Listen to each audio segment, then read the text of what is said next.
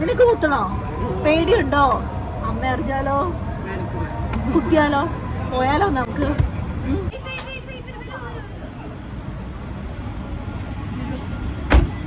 ഞാനും സിസ്റ്ററും കൂടെ കരാമയിലുള്ള കരാമ സെൻറ്ററിലോട്ടാണ് പോകുന്നത്. അവിടെ തന്നെ ഇഷ്ടംപോലെ സ്ഥലമുണ്ട് കേട്ടോ കാത് കുത്താൻ വേണ്ടി.